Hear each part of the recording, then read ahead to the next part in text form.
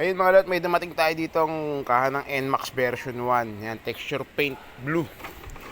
So 5 years na to, gawa ko din to mga lot. Yan, ngayon pababago nung may-ari, gagawing midnight blue.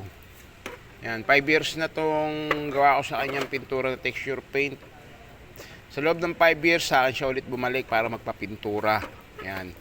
So syempre naka-texture paint to mga lot. Lulublob muna natin to sa mahiwagang Torio paint remover natin mga lot. Tara, lublob na natin para maumpisahan na natin itong gawin. So ito na yung Torio paint remover natin. No? Nasa bathtub na yan. Mukha siyang putik. Pero gagana pa rin yan. So lulublob na natin itong isa. Ito pang isa. Ayan. Lulublob na natin yan texture paint. Na texture paint na pakihirap burahin ng kulay. Pa. Ito ba?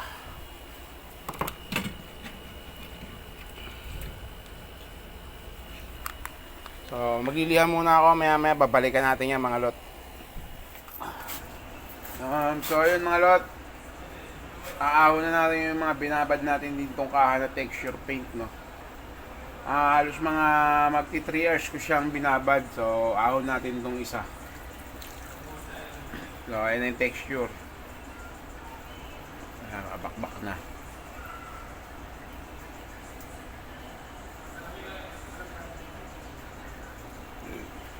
Pagtapos na ito, lilihain ko na to. Tapos, papakita ko na sa inyo yung ikukulay natin dito sa kaha na to mga lot.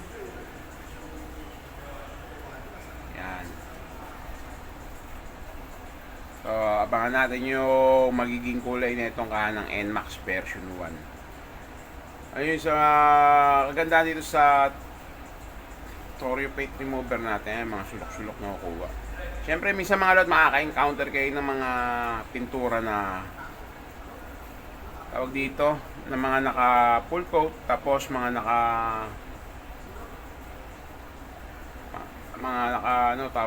tawag dun, yung polytop.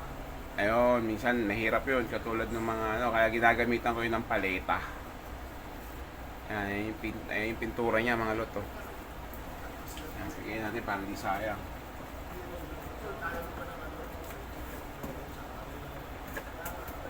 Minsan may mga madidikit pa yan, dinadaliri lang natin yan mga lot para tanggal na.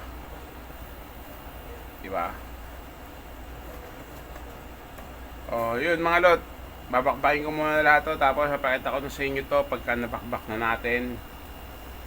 Papakita ko sa inyo ng buo. Yeah, parang sticker na. Papakita ko sa inyo kung ano yung kulay na gagawin natin dito mga lot.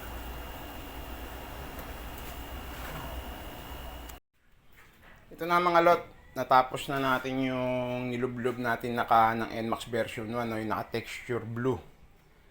Ayan, na-strip na natin siya. Ngayon, na-primer ko na yan. So, ayan na siya.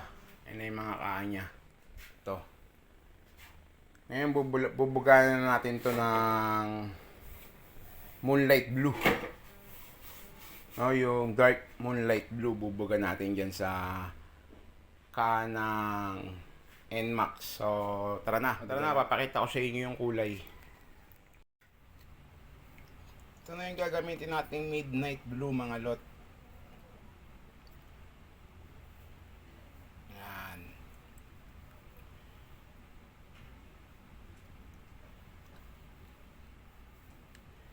Bugan na natin to mga lot para makita na natin yung kalalabasan ng midnight blue.